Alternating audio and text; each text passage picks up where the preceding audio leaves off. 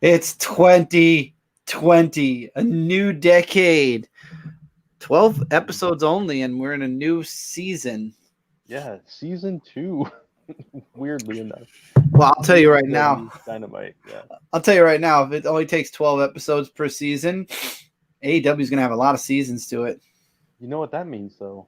That means that after next episode, we can start our brand new season. Or heck, this is our new season. Why not? We We could. did 10 episodes, and now we're on season 2 of AEW Dynamite. I mean Ah, AEW Aftershock. Yeah, I just called our show Dynamite. That's lovely. we are Dynamite. Yes. But this is AEW Aftershock, and welcome back to a brand new episode 11 of this show. I am the Raptor. And I am Chris Falcon. See, I said it. I've got a name now. It's not just Brant. And the Even though I did ironic say thing Brant Power is, down there. and the ironic thing is, Brent's actually getting back into Fortnite, and his first hint to me about the Raptor was a Fortnite character. Yeah, exactly.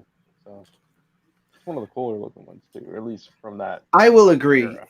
I will agree. Well, if you saw Frostbite, he's kind of a copy of that, but with like snow. Mm. So I like that jiggly one that kind of looks like Glob from the X-Men. I just got him today. Did you really? I did. Nice. And he has an alternate color of red if you do certain missions. Oh, sweet. Like, See, now Brent has to play. Brent has a month before this season's battle pass is up, so now Brent just has to play. Yeah. As soon as I'm home. Obviously, I am not in the usual recording place. I am on location. We'll say that. I am on Yes. location. See, that was the segue I was hoping you'd catch on to, so I'm glad you did. We've been doing this for a while. We know it. We know how to do this thing. Yeah, At least we pretend like we do. But yes, no, I'm on location. I'm actually in Houston for the week, and so you get to enjoy this ambiance. Mm-hmm. Do we want to announce? Do we want to announce that the show will be going to a additional? Yeah. Okay, go ahead. Go for it. Okay, yeah, absolutely. The show. I assume you mean the move to Mondays. Yes, the show. And the other move, the additional audio pod at some point. The audio version. Oh yes. I'm sorry. You're scaring me because I'm like, should I have not said anything? And it's like, no, totally. That's fine. So yes, the show's gonna go up on Mondays. I think we might have talked about that somewhere. Maybe we talked about last episode. I don't really remember. Yeah. So it's gonna be on Mondays. And that gives us, just to recap, gives us the benefit to talk about the Saturday pay-per-views when those happen and everything without doing an additional extra episode or whatever. But we are taking AEW Aftershock to audio version very soon. It'll be in podcast format, and you'll get wow, that's different. Up close and personal. Tried it. I just tried it. You get to find it on all the usual platforms. I'm going to try to get it up on Spotify and different places like that as well. So stay tuned for information on that. Stay tuned to our individual social medias and Comic Frontlines as well. That's right. There you go. So we are skipping the last episode of Dynamite because that happened. Dark. The last episode of AEW Dark, because that happened during the last Dynamite, which was over now 3 weeks ago. I will point out one thing because it's going to lead into something with Dynamite. I did like the ending to the Janela and wow, his name left my mind. Kip Sabian? No, that's what started. The who the person he's been feuding with. I know. The name. Sean Spears. Yes, Sean Spears. I'm glad that feud kind of came to a screeching halt. Yes, a screeching halt. That's a good word for it. But it was a good match. That was like the one thing that stood out for me during the Christmas Eve episode. Did Santa Claus die about Tope suicided it? Oh, no. It was a suicide bomb. Stop it. Stop. Okay. Look, here's the thing. I have no problem with Excalibur. I think he's an amazing announcer. But it's starting to get on my nerves that he calls almost every move that we know the English term for the luchador term. I'm getting tired of Suicida. It's a suicide bomb, suicide jump, suicide flip, suicide dive, dive, whatever. It's suicide. Suicide is painless. That's a MASH reference, everyone. Don't you dare. No, I wasn't going to say anything about that.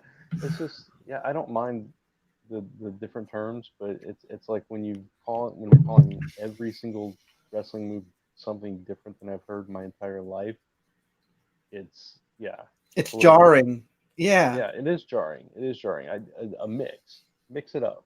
Use some of those, not all of those. That's all. Right. Just switch it up a little bit. I mean, again, suicide dive rolls off the tongue. And suicide is a bad word, but still. I don't even mind Tope Suicida because I've heard it from Mike Tenay for years.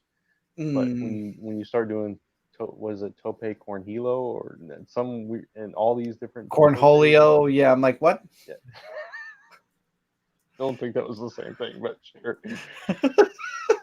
Yeah, that's your brother when he has too much chocolate. That's right. That's inside joke. Anybody seen Brooklyn Boys who know that? Anyway, so that's our little mini rant on that. I kind of feel bad now I did that MASH reference because it sounds so bad. I keep thinking about it. Just like ignore it. Yeah. So anyone who doesn't know MASH, please look up MASH. It's the intro song to MASH. It's a really good show from the 80s, 50s, 60s, 70s. One of those. Somewhere in those decades. It's within those decades as we're in a new decade ourselves. Right. But yes, it's a theme. Don't it's so bad. I don't know why, but I mean, I would like to hear the terms that I'm used to a little bit more because it just sounds weird hearing Suicida every 5 minutes. Right. Yeah, no, I agree. I would even like the one he calls where he jumps over the top rope, it's a little different. It's Tope something else.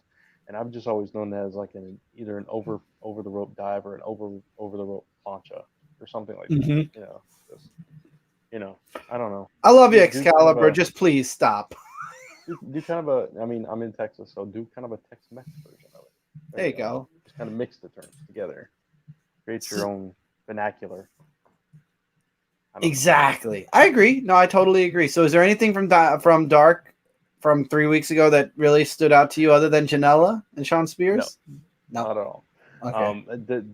The main match that's like standing out in my mind besides that is Brandon Cutler, and it was still kind of sloppy. I'm disappointed because I thought that he should have won that match. Yeah, he was close. He should have won it, but he didn't. So it's like poor Brandon. But it kind of feeds into, if he is part of the Dark Order, it kind of feeds into the whole thing, and it makes sense. Yes, it does. So, and I kind of looking at him again, and I saw that scene, the replay of that scene, and that one dude really does look like he's built like Brandon Cutler. I really think that might be him. I don't know. Let's just hope he's not the Supreme whatever. That would be terrible. That would just break me. That would break everything. I think that would break everything. Yeah. I mean, the only thing worse than that would be if Marco Stunt was the Supreme Leader. Oh, spit my coffee. Could you imagine if he was the Supreme? By the way, for those of you that don't know, so this week during AEW Dynamite, we're going into Dynamite, there was a very short commercial, again with the Dark Order, and it showed Evil Uno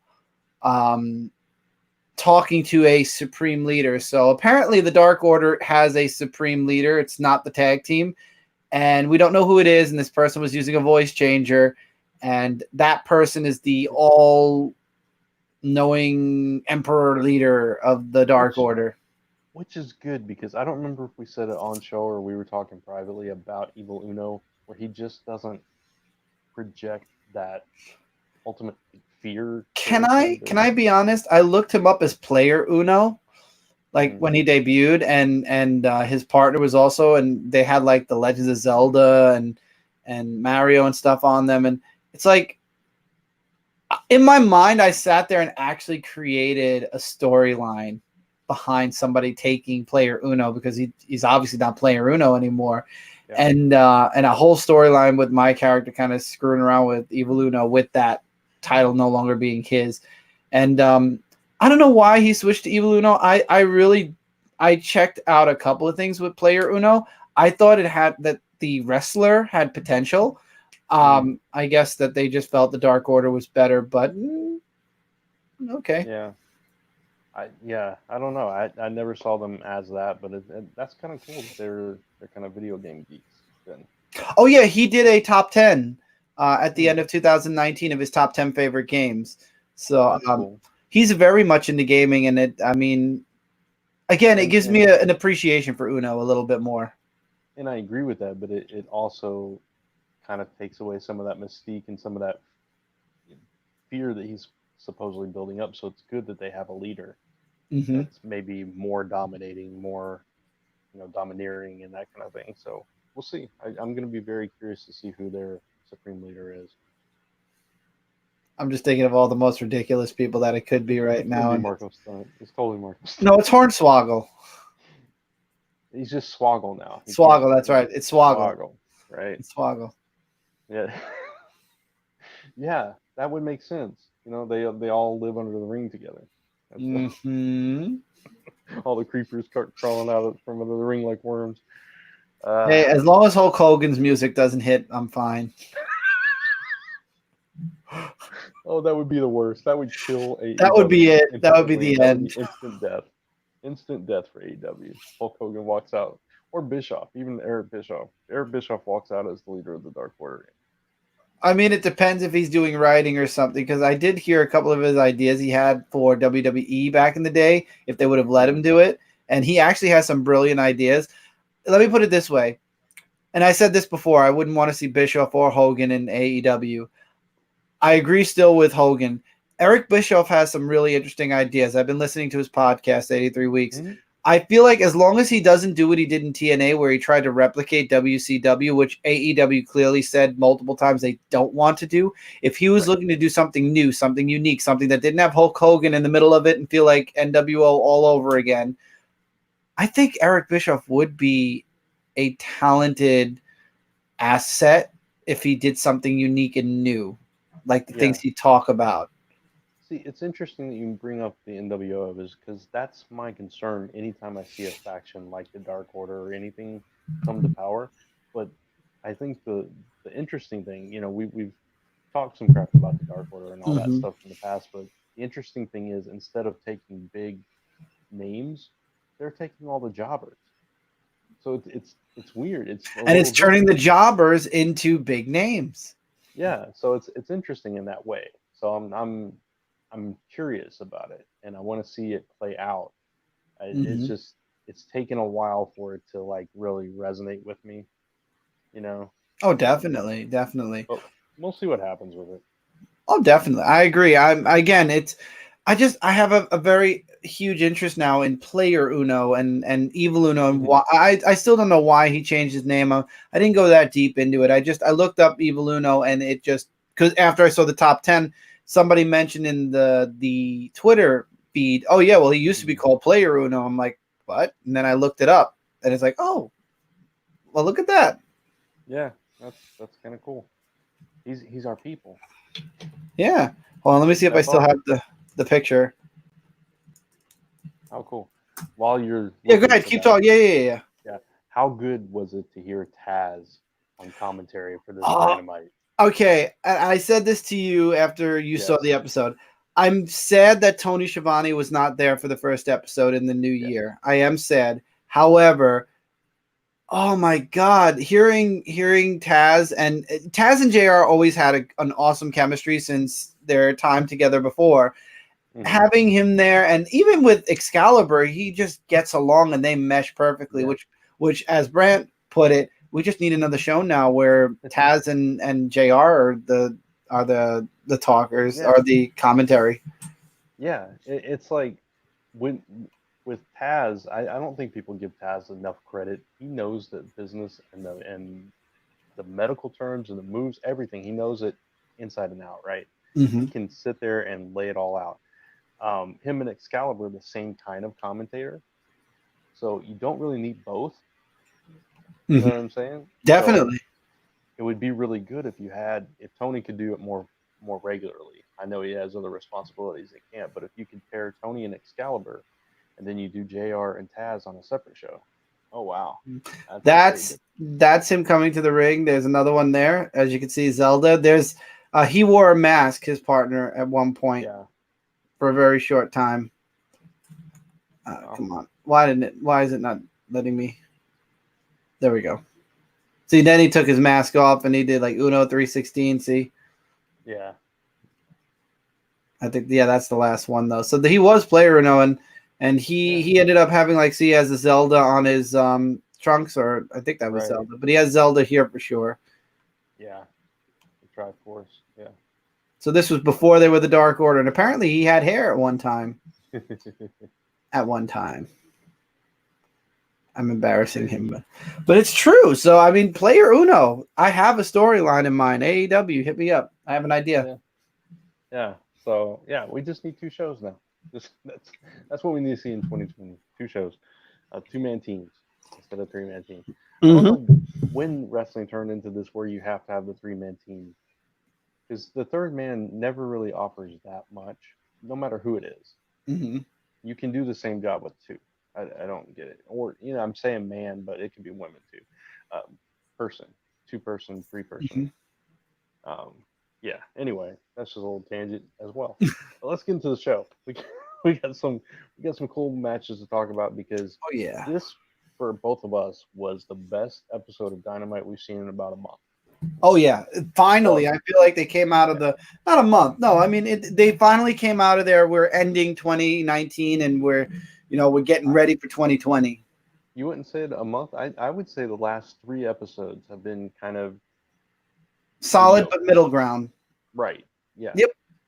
So this was the first one in a while that just made me sit up and made me excited for every single match that was going on and all that stuff. So I was into it, and we had a lot of stuff on with the various members of the Elite, which was that's hence the title of our episode this week, Rise of the Elite.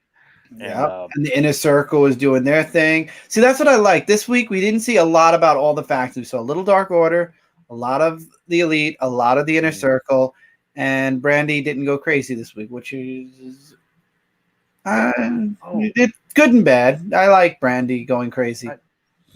Going back to Dark, I think this happened on Dark. Going back to Dark, they've been doing these little vignettes of Private Party and Hangman Adam Page, both on the Elite and on Dark. And I think it was this last episode of Dark where he went and just grabbed their alcohol. Who grabbed it? One of them grabbed it, and he's like, Quinn grabbed it from him. Yeah. Yes. So you don't touch another man's alcohol. Yeah. Another man's drink. Yeah. And that kind of thing. So I really like those little segments. And it's just kind of building up this slow deterioration of Hangman Page. So obviously they're going a different route with that Hangman Page. They're not going the route of him joining the Dark Order. He's just on a self-destructing kind of. Yeah, I don't know what's going on with Adam. I feel bad for him. I mean, he's just going straight downhill, looks like. Yeah, and we'll talk more about that when we talk about the main event, because that really comes into play there. But to kick off the show, we had, speaking of the Elite, we had Cody facing off against Darby Allin, the rematch that everybody was clamoring for, that Darby Allin begged for, and we got it. It was amazing. And Arn Anderson is now coaching him. Yeah. Darby still couldn't pull out the win. Credit to Arn Anderson for the coaching. I thought he was going to interfere. I was like, oh, no, Cody, you're better than this. And then I was like, okay, no, he's just coaching. Yeah, I'm glad he didn't. I'm glad he just gave Cody the little, look out. And it's like, oh, okay. Yeah. I didn't care for the pulling the piece of paper out to hide his mouth thing when he was talking to Cody. Yeah, too much of a coach feeling. Yeah, no. Yeah, and I get that that's what they were trying to sell, but I hope that doesn't become a thing. You wouldn't like the Twitter thing at all. When they interviewed Arn Anderson, he said, we make a good collaboration at least 20 times. We collaborated great. We did. I think Arn Anderson has been away from the microphone too long. Yeah, he was a little, when he did guest commentary on Dark, he was a little out of practice as well. But no, I love Arn Anderson. Veteran, 4 Horsemen. And seeing a Horseman work with a Rhodes is just really interesting. It's kind of cool, and it's just there you show that mutual respect there for him and the Rhodes family. Yep. Going back to all the feuds between Dusty and the Horsemen and all that stuff. So it's a lot of history there. But no, I thought it was good having him in the corner and having him the official coach of the Nightmare family and all that. So are we going to see him come into play with the collective as well? That would be interesting. Yeah. But Darby Allin, man, he landed the coffin drop on the apron, which was good. He finally hit that. So that, a lot of big moves in this match. And Darby was giving him a run for his money, but because of that coaching, Cody pulled it out. I'll tell you, Arn Anderson is definitely a huge plus in Cody's corner right now. And I just don't want to wait any longer because this was the only cringe moment of the night for me. Let's talk about MJF for a moment. Yeah, it plays right into it with Cody, yeah. Yeah, because Cody won. Yay, everybody's happy. It was an excellent match. I think hats off to both guys. I look forward to seeing where Darby's going from here.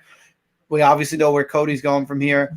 So MJF, his stipulations were dropped, and I'm not surprised. And then I was surprised, and then I started to cringe, and we'll get into all of that. So I wasn't surprised that MJF was going to pull the "you can't touch me" until our match, which is going to be at Revolution. I think both Brett and I called that. And then on top of that, which didn't surprise me, was also "you can't touch me, but you have to fight Wardlow and win." I'm like, okay, all right. Yeah. Then I got surprised when he said, "but we need to make it better. We need to make it a steel cage." I'm like, oh, you just dialed this up to 9. We're going to have our first steel cage match, and it's going to probably be a Bash at the Beach, and that's going to be on Dynamite. It's going to be a Dynamite episode. And then the cringe. And then after all of that, beating Wardlow, doing the cage match, not touching MJF until the pay-per-view, he has to allow MJF, he has to get into the ring with MJF, get down on 4, and let MJF whip him with his belt 10 times. That's a bit excessive. Yeah. I think that's too far. What's the purpose of that? You're basically saying you're a dog. Yeah. And I'm going to put you in your place. It's just... It's stupid.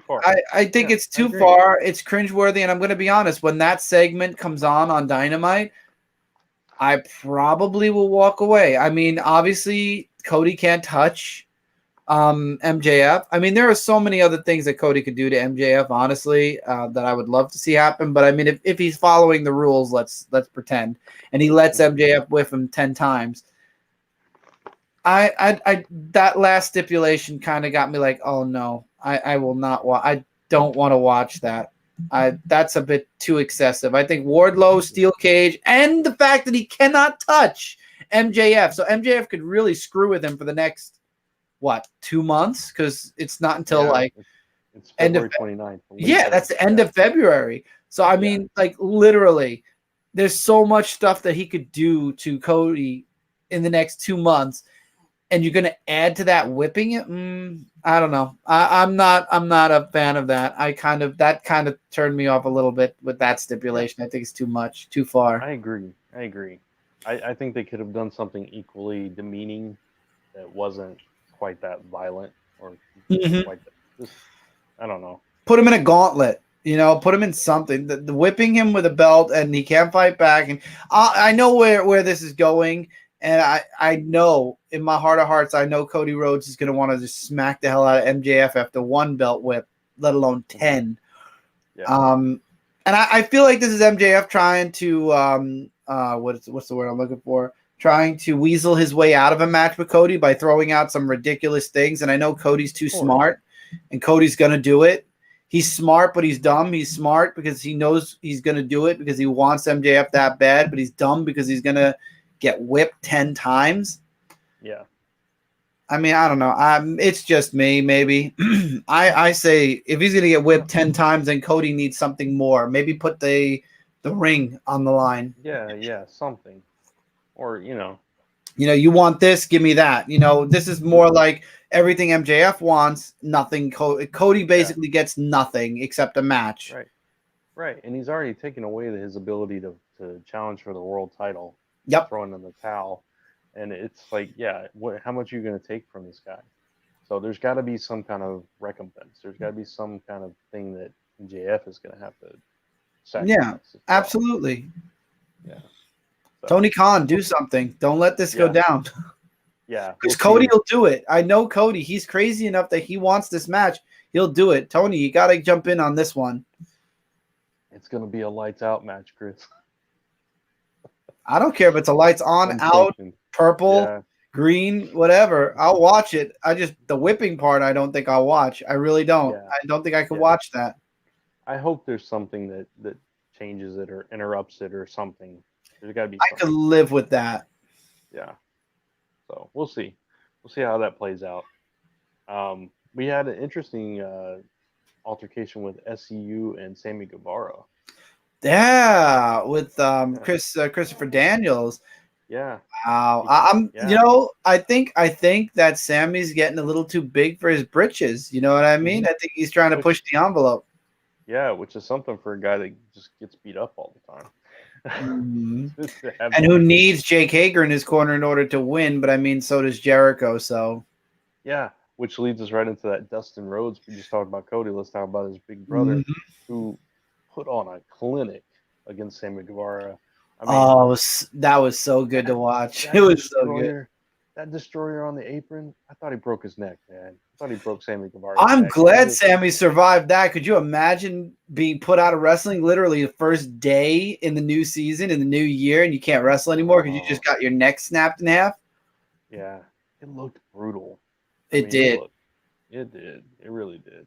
But, thanks to Jake Hager's interference, Dustin loses. After all that, after beating the crap out of Sammy. So you're right. It's like Sammy can't win without I'm looking forward to Jake Hager versus Dustin because clearly that's where we're going. And it's going to be a revolution. I'm calling it now, everyone. And I hope Dustin makes Jake Hager realize why Jake Hager hasn't wrestled once yet in AEW. And I feel bad because I think his first wrestling match is going to be his last when Dustin Rhodes gets his hands on him. Yeah, we'll see if he's improved any because he's good. He's got that collegiate background just like Kurt Angle and Dolph Ziggler and various others. So he's good, but he was never great, Right. So he never got to that level. So if you watched his MMA matches, he's an animal. Yeah, no, I have no doubt that he's an animal. I know he's skilled. He's very skilled, very talented. I'm hoping that this build up where he hasn't wrestled and he hasn't spoken much and that he just comes out and just like, as much as I want Dustin to win, as great as Dustin is, I kind of want to see Jake Hager just kind of dominate him to show what he's made of. That would be interesting. And then we'll see. Yeah, it'll be a fight. You got two big bucks here, no pun intended. But you got two big guys here that are very skilled, very talented, and it's going to be a good match. So looking forward to that one when it does happen. Hopefully definitely. But yeah, then Sammy Guevara, Mr. Big Spanish God, decides to push Christopher Daniels' buttons. Now, he wasn't ready. He wasn't ready when he fought Pentagon Jr., but is he going to be ready next week? I don't know. I don't know. Does he still got it? I mean, he's definitely not listening to the doctors who said he needed more time off. Christopher Daniels in his prime versus Sammy Guevara would be a match I would pay to see. You're talking like Christopher Daniels is old. The man ain't old yet. He's still in his prime. No, I'm saying though, like he's probably in his 40s at this point because he's older. I don't know. I don't have a thing in front of me, but I know he's a longtime veteran and he was older than like AJ and stuff when they were wrestling together. Yeah. So I think he's like probably in his 40s. But what I'm saying is when he's gained a little bit of weight, he's lost a little bit of speed. It happens with age. It just happens. I'm not saying he's not still really good. He's still really good. But when he was like Sammy's age, or maybe a little bit older, in his absolute prime, no question. Yeah. him versus Sammy, that would have been off the chain. Now, I'm hoping that he can recapture that. I'm hoping he can still go out there and show Sammy what it's all about. I hope so we'll too. see. We need some classic Christopher Daniels right now. Yeah, absolutely. And I love Christopher Daniels. So don't get me wrong. Uh, one of the most underrated as far as I agree. He's one of those guys that never came up to the bigger organization. So definitely undervalued, underappreciated, underrated. So yeah. I'm sorry. Give me 1 second. Go ahead. Talk 1 second. You're fine. You're fine. So yeah, I mean, back in the day when Samoa Joe, Christopher Daniels, and AJ Styles were throwing down in every kind of match imaginable, that's the Christopher Daniels I want to see, and we need to see against Sammy Guevara, because that's gonna put butts in the seats, and that's gonna just blow the roof off the place if those two get at it like that. So I'm looking forward to it. Just hope he can pull it off. Yeah, I'm positive that Christopher Daniels. Yeah, definitely. I'm hoping we get to see some classic Christopher Daniels this week. Yeah, absolutely. But that's a match for this week, as a matter of fact. Yeah, exactly. So just a couple of days, and we'll get to see what happens. Speaking of the inner circle, Mox had a match against Trent, right, which was a fantastic match. Trent is just getting better and better, and he gave Mox a run for his money. Actually, he took Mox to the limit, I think. I think so. Trent is the one. He brought him the closest to his limit so far. I think so. And oh man, when Orange Cassidy got in, the pocket square off. Yeah, it's just, oh man, and he's just like, I'll do it back at you. I feel like I just put my hands on my hips, but I'm sitting down. He put his hands in his pocket. Yeah. It was beautiful. I loved it. It was funny. It was entertaining, and it was just like, okay, yeah. But I want that freshly squeezed shirt. There's a new Orange Cassidy shirt. I'm holding back. I swore to Cindy I wouldn't buy anything new for a couple of months because I bought a lot of shirts. So I promised. So I'm holding back for now. Give me a good sale and I'm getting that shirt. There you go. But after that, Inner Circle. Speaking of Inner Circle, kind of segue into that. Jericho shows up on the screen. Yeah, but again with Sammy though, do you notice Sammy really? I mean, there was the Dustin match, then there was the Christopher Daniels standoff between him and the both of them, and then he comes out with Moxley. Well, I mean, he was the only one in the Inner Circle that was actually there, except for Hager, who doesn't. That's true. That's true. Yeah, I mean, Jake Hager could have come out and went. Yeah, exactly. Right. Like. But yeah, so I mean, Santana and Ortiz weren't there. Jericho was just, obviously he wasn't there. He was filming somewhere else, and so he's at the Tokyo. Let me be honest. Let's be honest here. He's at the Tokyo Dome. We all know it. Tanahashi. Yeah, no, he's fighting Tanahashi. Yeah. So Jericho tries to up the ante, offers him a limited edition sports card. Only a few millions. I don't remember how many. Yeah, I don't remember how many there are, like 100 in the world or something like that. Yeah, so it's like, this is yours if you join the Inner Circle and all this stuff. And Mox, man, surely he's not actually thinking about it, but he's acting like he's thinking about it. I mean, wouldn't it be crazy? I mean, he could agree, join the Dark Order, and then basically kick Chris Jericho, the Inner Circle, and then literally get the whole group to. No, I don't think so. And then basically get everybody to turn on Jericho and take over the 51%.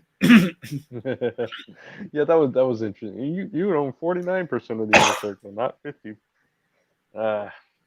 Jericho wants controlling interest. Yeah, of course. That will be the day. That's going to be interesting though. If he does, if in a twist of fate he does join. There'll be a reason behind it. There'll be a reason behind it. I can promise you. Speaking of twist of fate, you know what I would love? What? If he wasn't under contract at the other place, if the supreme leader of the Dark Order was wonderful. Oh no. That would be. I would love it. It would be hilarious. You know who we haven't seen in WWE for a while? And who might be getting walking papers? Oh, Jeff Hardy? Both Hardys. Okay. Both Hardys. Yeah, so you never know. That would be a broken, wonderful thing. I'm sorry. That would just solidify why I love AEW then. Yes. I could just imagine the Dark Order will delete. It just works. Yeah. And he owns all that. WWE does not own that. He doesn't even do it. He wasn't allowed to do it on the show because he wouldn't give it to them. I know. He had to be woken instead of broken. Yeah. So that would be interesting. I would love to see that. I think that's like the perfect thing. If they do that, just whatever. If not, they got to get somebody that we know at least. Don't let it be somebody we don't. That would suck. But what if the Dark Order and the Nightmare Collective are one and the same? It was Brandy Rhodes all along. Yeah, Gangrel. Gangrel is the leader of the Dark Order in Nightmare Collective. We've spent most of the show guessing about the Dark Order and talking nothing about anything else. We talked about Cody and Dustin and everything else. Yeah. Now, here's something that drove me nuts. Yes. The women's match. Wasn't it originally stated that it was going to be Chris Statlander versus Riho this week? I thought it was. I thought that was I thought so too. It turned out to be a fatal 4-way for the belt. And next week, and I feel like now it was a spoiler because they said that it was going to be Chris Statlander versus Riho. And we had the fatal 4-way. Yeah. Right. And we had this 4-way with Riho, Britt Baker, Nyla Rose, and Hikaru Shida. I couldn't think of her last name. Thank you, Hikaru Shida. And the only thing I took away from that, other than the spoiler in advance, was I like that they're kind of finally addressing what a lot of the fans are saying with Riho very rarely being there through Britt Baker. Yeah. And so, gotten up in her face and said, "You're never here, and you don't." Yeah. And that you sneak your wins. Yeah. Exactly, and she does. But now 2 weeks in a row, Rio's defending that title, so that's she's answering that challenge. So. Yes. But yeah, it's kind of funny because you actually spoiled it for me a little bit because you watched it before I did, and you. How did I? Oh yeah. Let me finish. You were asking me this, and then a few minutes later, you're like, "Oh, that's gonna happen next week," and I'm like, "Well, crap! You just told me who won the match." I didn't. Well, I mean, come on. Right, really think I didn't? I knew she wasn't going to lose it. Not especially because they were pumping that match so hot, so hardcore. I mean, yeah. It was a no-brainer. It was just kind of funny. It was like, oh well, now I know who wins, but it's okay. It's cool. It was a really good match, though. Yes. It was spectacular. I loved it. So good. And Nyla Rose just like putting people through tables. Hikaru Shida, always phenomenal. I love Hikaru Shida. I follow her on Instagram, and Nyla Rose I do too. She's amazing. I love Nyla. Yeah, and the weak link in that match, Britt Baker. I hate to say it, but she was better in this match. I thought she was better. No, she was better in this match, Brant, definitely. Yeah, absolutely. But Riho hardly did anything either, though. I mean, let's be honest here. Riho only popped in whenever there was a moment, and then she kind of got knocked out, and it was back to the others fighting. She's definitely the I'm gonna sneak in here and steal the win kind of.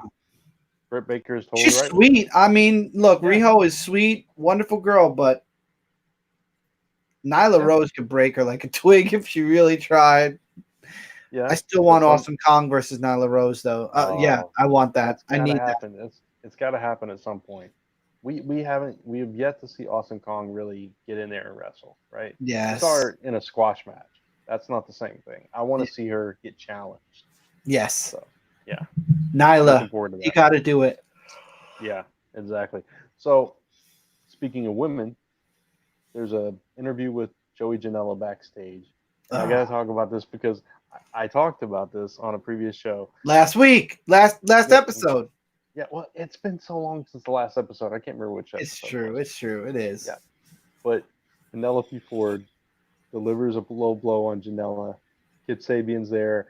They're building up to this Kip Sabian, Joey Janela thing, and it's like, oh yes, they brought in the real life relationships. They're playing with it because Joey Janela and Penelope Ford used to date, and you told me that they've kind of continued that on. Oh, they're fighting on Twitter. They've been fighting Yeah. all day today. It's Sunday as we're recording this, and Janela's making fun of Kip Sabian. He did it twice, and he's making fun of how he's a fan of Harry Potter, and then he made fun of something else. And Kip's just no, there isn't. I took a little offense to that. I took a little offense to Joey doing that, but then he did another. It just feels like Kip Sabian just has a good comeback. I mean, I like that they took it to Twitter a bit, but Kip is a little bit. Kip Sabian really is kind of giving it back to Joey a little bit on Instagram. He kind of called him he always said, "Why don't you grow up and stop using Twitter as a means to share your whatever." I'm a big boy. You want something to say, you come say it to my face. So I feel like we're gonna see something in Dynamite or Dark, and that's awesome. And I hope they bring up that past relationship stuff because I think that. Well, somebody commented the winner of the match gets Penelope Ford, and Joey Janela's like, "No, I'm good." Been there, done that. Literally. I wasn't gonna go there, but you did. You said it. I know, and I instantly regretted it, but I didn't mean it that way. I just meant, he's Penelope gone Ford down that road before. Yes, Penelope Ford is a cute girl, but there is only one for me, and that's the bunny. Okay. my one's over here, but no. Oh yeah, sure. He only says that because she's in the room. That when she's not in the room, he's like Brandy Rhodes, definitely. No, Hikaru and Shida. Oh right, Hikaru Shida. Yes. I really like Hikaru Shida. I think she's amazing. Awesome. She is. Yeah. She is. And I love her videos. Like she did like the simple video of like cooking rice. Yep. And I was just like, oh, that's fun. It's cool. I don't know. If Lisa ever watches this. So you watch her make rice, but when I want to make rice, you're like, I'm gonna go in the other room and watch TV while I wait for my rice. That's not true at all. Anyway. Brant is going to try to slowly get out of this now by switching topics. So before we get to the main event, speaking of people going down the crapper, no pun intended. Yeah, Hangman Adam Page joins commentary. Oh God! For the main event. God. Did you see what they said this time when his name came up? He's been drinking, Hangman Adam Page. Yeah, and I love when what was it? Was it JR said Nick Jackson's my favorite of the Elite or something like that, or and Adam Page goes, "Gee, thanks," or my favorite wrestler. Yeah. He's the best wrestler in the company, or something like that. He said something. He was complimenting Nick Jackson, and Adam Page was like, "Gee, thanks, man." I'm like right here. You could be nice and say he's one of. Oh, it was hilarious. Everybody just lost it. I mean, Taz was laughing, Excalibur was laughing. It was just like, but yeah, that was he was drunk off his, what? He was drunk off his cowboy. Yeah, his cowboy shit. That's right. Exactly. But they're gonna make a drunk shirt. You watch. It's gonna be like cowboy shit, and it'll have like whiskey or something next to it. It'll be like Hangman Adam Page, and on the back, I'm drunk. Been drinking since 6 a.m. or something like that. Yeah. Yeah. Dude, but man, that main event was spectacular. I loved it. I loved every Nick Jackson and Ray Phoenix, blow for blow. Literally, neither one. Yeah, those two are just like next level. Mm-hmm. I just can't even with those two. They are. I mean, two of the best, and two of the best that I would have probably never heard of if AEW. I mean, I'd heard of the Young Bucks. Obviously, I'd seen them in TNA and different things like that, but I really wouldn't have known who they were if AEW didn't start becoming a thing. And I didn't know the Lucha Brothers. They were just off my radar. Neither did I. Right. They all these wrestlers were off my radar until you introduced me to being the Elite before AEW. Yeah. And they've been around for a decade. How crazy is that? That for a decade I really felt out of wrestling because I got bored. But if I would have found like New Japan Wrestling, or even they were in New Japan and Ring of Honor. If I would have found either of those, I probably would have still been into wrestling all those 10 years that I wasn't. Yeah, see, and that's the thing, and I've talked about it before. It's like when I was younger, I watched like everything I could, but as I got older and got more responsibilities, got busier, I had to limit my watching, and I didn't get to watch a whole lot of this other stuff, and I missed out on a lot. And I try to catch up with different things on YouTube and various other places and things like that. So I like people make rice. That's you. I watch Ring of Honor, and from time to time. Now I should have. I've seen a few matches, and I feel bad I didn't watch Ring of Honor. It's really good. Yeah. And everybody that I know from other places has been in Ring of Honor at some point in time. It's like, oh, I didn't know they were there at that time, and I should have watched it, and all this stuff. But yeah, no. Anyway, getting back to this match, it was just, the Elite, they were back in true form, and they took it. They took it to Lucha Brothers and Pac, like they hadn't lost a step. This was the Elite that we needed to see. Yes, and I love when Kenny Omega lifted Pac up after he's like, you know what, you want to hit me? Go ahead, hit me. And he smacked him. He's like, ow, and then he punched him, and he fell right down to the floor. And he lifted him up again. He's like, do it again. Yep, exactly. It was just like this. All right, they're back. They're back. This is the rise of the Elite. They're coming back. And then they celebrate. Going back to the Hangman Page thing, they celebrate in the ring after their victory. And they're like, come on, Page. Come on, Page. And he's like, no, I'm good. I'm good. You do your thing. I'm good. And he just leaves. And it's like, what the heck? Dude. And so, I don't think I mentioned this on the show, but I'm going to say it now. I think a really huge factor to why the Young Bucks left Twitter, left social media, they're still on Instagram, which I'm glad for that, is because a lot of the fans, and I hope they come back, and I think Ryback mentioned that he believes they're going to come back, and I believe they'll come back too. A lot of the problems I think that the Young Bucks faced with being VP of the tag team division is anytime they'd win, or even the belts, if they ever won the belts, there is a large group of people that are going to be like, you wrote yourself to win that. You booked yourself to be the winners. Like, the way people said it was always Hulk Hogan, Kevin Nash, and the Outsider. The NWO wrote their victories and yada, yada. Even though if you watch the 83 Weeks by Eric Bischoff, you'd see that most of the time that wasn't the case. As a matter of fact, they were all working together. But beside the point, I feel like in order for them to really throw out that 50-50 chance where you don't know anymore, because we were saying that we knew the Bucks were going to lose a lot because they didn't want to hear that, and they also wanted to push other tag teams. Them leaving social media basically allows them to do whatever they want now, and even if people are going to say, hey, you're doing it because of whatever, now they don't have to deal with the fan backlash on Twitter. Yeah. And it's sad that that is a thing, because it has happened in other places, and not just WCW and not just Triple H and all that stuff, but like Jeff Jarrett in the early days of TNA made himself the champion. Yeah. And it kind of led the charge in that company. And I understand when you're starting a company and you put it on the people you trust, and if you trust yourself more than you trust your talent, and that's the problem, that you don't trust your talent to carry the ball. And I think that's what AEW wanted to do. They wanted the trust. And I don't think the Young Bucks would have held the belts that long anyway. I feel like they would have shared. Yeah, and I think at this point that they've lost for, several months now. And people are getting irritated about that because they know that they're doing it on purpose.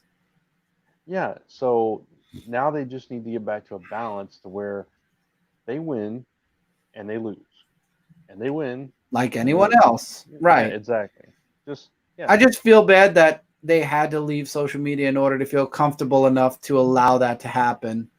Yeah. That's my prediction. I'm not saying that's why they left social media. I'm making a guess on why they would have done that, because Young Bucks were always about being, with the fans. I feel like it's just that's the burden of being a VP and a wrestler at the same time. Yeah. It could also, Twitter is important for promotion, but at the same time, Twitter is very toxic. Oh man, people talk about Reddit being toxic. I'm sorry, and I said this in, I think it was New Year's Eve, or was it New Year's Day? There were like 3 running trending top 3 trending things, and it was New Year's Eve. It was the most.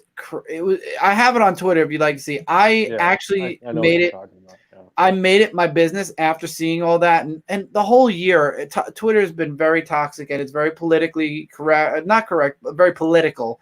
It's very, a lot of people are driven. That's it. Not politically driven. And as you all know, I have no interest in politics whatsoever, and that's why after that starting and running through the entirety of the year, and then the last day of the year, those 3 things to be trending, and one of them, the worst thing I did to my ex, it's like, yeah, that solidifies why I probably will not be using Twitter as a main social media platform in the new year. So one of my New Year's resolutions or whatever is that I'm only going to be using Twitter to promote whatever I make, and not as a place where I do posts exclusively, because Twitter's too much for me. So I understand the Young Bucks. I totally do. Bringing it back to the Bucks. Twitter is Instagram has always been my favorite place to be social media wise. Yeah. I wish you had the ability to click on links in Instagram, but other than that, I like it. But no, it's just toxic. But going back to the show, this was a great way to kick off the year. Great way to come back from your break and just give us wall-to-wall action. Great storylines. Just building up the future matches and future tensions and all this, and building up your factions a little bit slowly. Revolution. Revolution. Everything was great. I have really no complaints. Little nitpicks here and there about things, but really no complaints about this episode. I think this was a really, really good episode.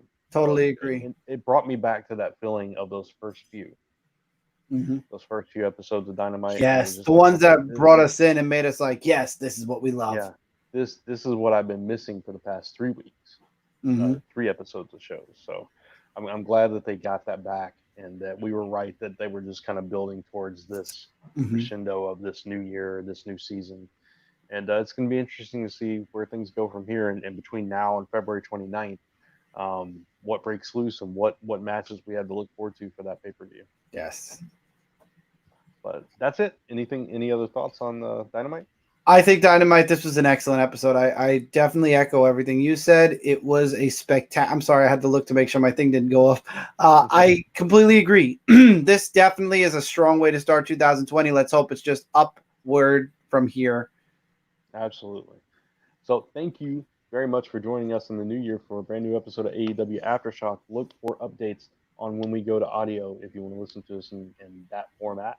And tune in every Monday now for a brand new episode of AEW Aftershock.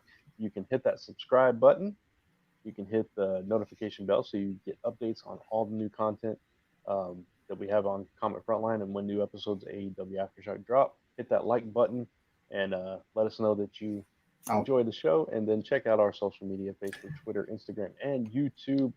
And our personal. Yes, at Brant Fowler is me across the board. I'm Dark Avenger C86 across the board, except on Twitch, it's Dark Avenger Gaming. Yeah. And or just ShootingStarUniverse.com. Exactly, that too. And LastSummerPress.com. But Happy New Year to everybody. We will see you real soon for a brand new episode of AEW Aftershock. Happy New Year, everybody.